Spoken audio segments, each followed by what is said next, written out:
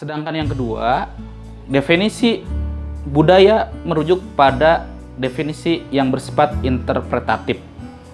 Nah, ini diibaratkan bahwa budaya itu sebagai pola yang bersifat simbolik, maknanya sangat kontekstual dan cenderung melibatkan emosi. Nah, pola simbol, makna, tempat, dan aturan yang dibangun secara sosial ini ditransmisikan secara historis. Biasanya saya selalu mencontohkan misalkan saat seseorang masuk ke dalam satu lift. Kemudian ada orang lain juga masuk ke dalam satu lift.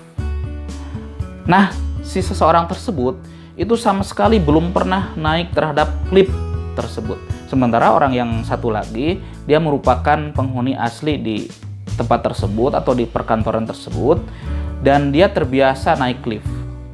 Nah, tiba-tiba lift mati. Dia akan menafsirkan sesuai dengan pengalamannya ketika masuk lift tersebut.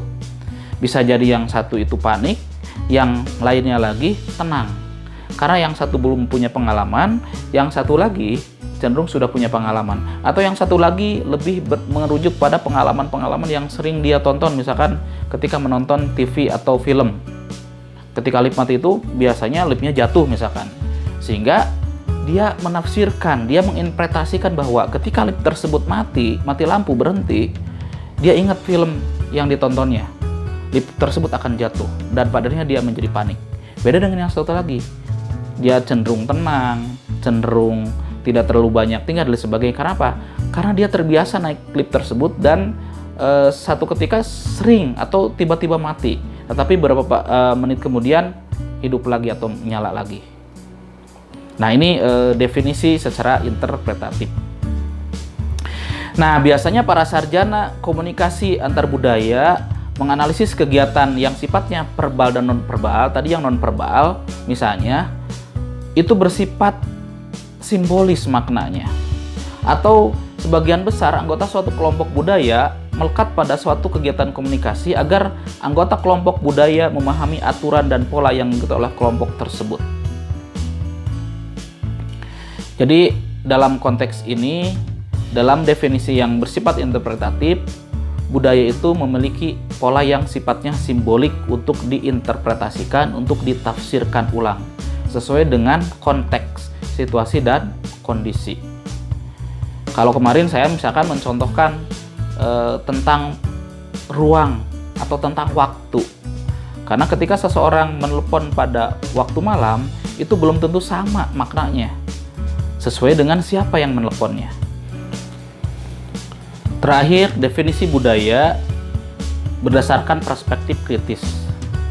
Nah, dalam konteks kritis ini, budaya dianggap sebagai suatu zona yang sifatnya sangat heterogen, dinamis, dan tempat melakukan kontestasi. Sehingga dalam konteks ini, budaya menjadi sangat diperebutkan. Misalkan ada satu pertanyaan, apakah budaya Indonesia itu betul-betul ada? Apa bedanya dengan budaya tetangga sebelah misalkan ya? Apa bedanya dengan budaya Malaysia? Toh satu sama lain memiliki arsiran yang cukup kuat dengan budaya Melayu misalkan. Apakah itu budaya Indonesia atau bukan? Nah, ini menjadi pertanyaan yang kritis terhadap definisi dari budaya berdasarkan perspektif kritis. Karena pada dasarnya budaya dalam konteks kritis itu bisa jadi merupakan sebagai sebuah konstruksi dari siapa orang yang berkuasa ketika mendefinisikan budaya itu sendiri. Nah, saya misalkan bisa saya contohkan misalnya dalam konteks kehidupan bernegara hari ini, ketika kita memasuki dunia global, kita menjadi bagian dari pergaulan global tersebut. Sehingga antara perilaku budaya satu tempat dengan tempat yang lain itu memiliki kemiripan. Walaupun secara ras misalkan itu berbeda. Katakan misalkan contoh di Indonesia. Di Indonesia ketika kita makan misalkan sama-sama di tempat yang sama. Di Amerika di McD, di Indonesia juga sama di McD. Apakah itu budaya Indonesia atau bukan? Atau itu adalah budaya global, budaya dominan? Nah, ini menjadi satu definisi dari perspektif kritis. Karena pada akhirnya budaya tersebut merupakan tarik ulur siapa yang kuat dan siapa yang lemah. Merujuk pada misalkan salah satu buku dari Thomas L. Friedman, misalkan ada satu istilah the world is flat, bahwa dunia ini sekarang sudah flat, sudah datar. Kenapa? Karena rata-rata hampir di setiap negara itu memiliki arsiran yang kuat dan sama budayanya. Sehingga wajar ada satu pertanyaan, apakah ada yang namanya budaya Indonesia?